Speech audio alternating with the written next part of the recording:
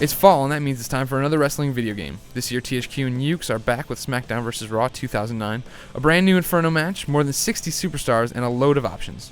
Making its debut this year is Road to WrestleMania. Here you take 7 superstars through 6 storylines. Each one of these storylines is specifically written for the video game and features original cutscenes and VO for the likes of Chris Jericho, CM Punk, John Cena, and so on. Basically, it's the melding of gameplay and these stories. I mean, it's really a nice idea to have, something specific for Triple H, so Triple H is always acting like Triple H, talking and going after championships.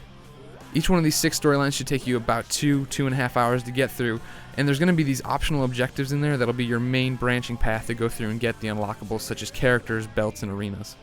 Last year I was really disappointed by the story mode called 24/7, and this one definitely takes it up a notch. It's one of the best I've seen in years. I mean, it's awesome to go through and have these choices that actually influence how the character is going to be. With Triple H, you have to decide if you're going to go with DX or Evolution.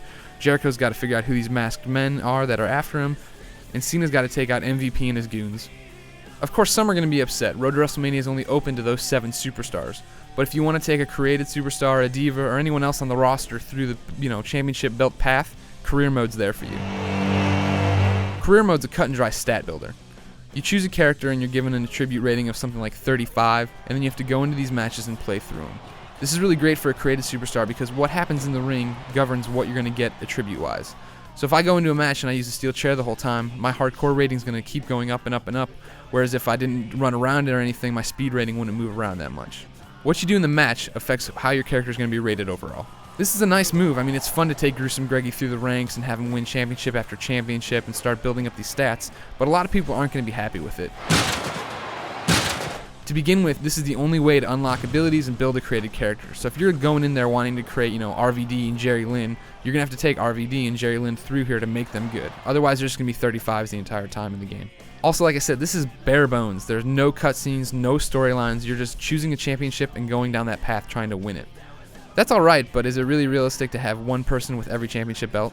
So you can take anyone into career, but obviously your created superstar is the one you'll be looking to take in here the most and actually build. If you're wondering about created superstar, it's pretty much what we've seen in the past. It's a really deep system with a lot to go in and do. The good news is that now either on the PlayStation 3 or Xbox 360 you can import music to have that be the wrestler's entrance theme.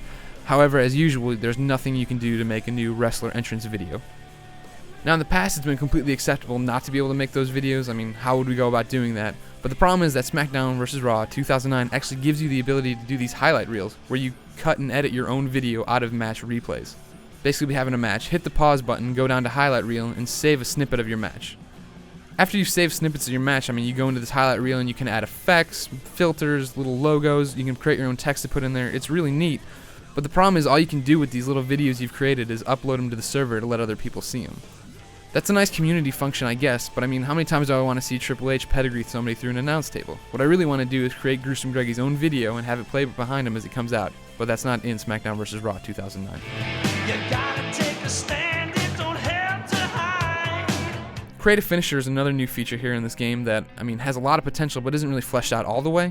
Basically, you have 10 steps to go in and choose from, 500 animations, THQ said, to create something that's really your own, really unique. The problem is that as you pick these moves, your options start getting more limited.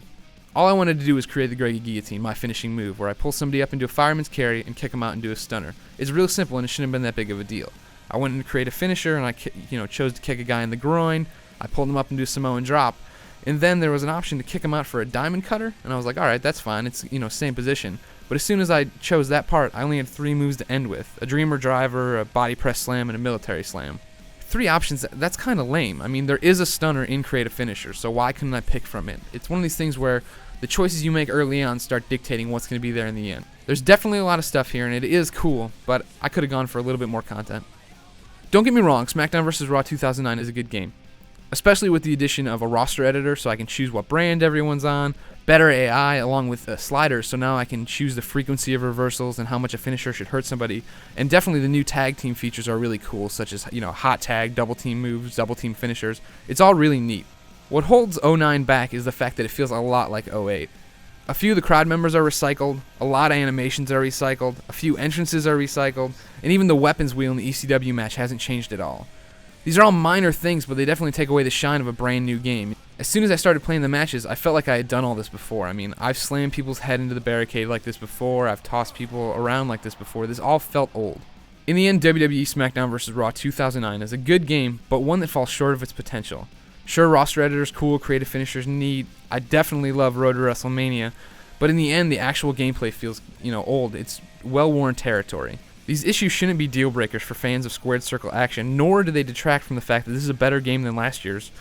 But the problems do leave me without ever having that, wow feeling while playing the game. For the full written review, check out IGN.com.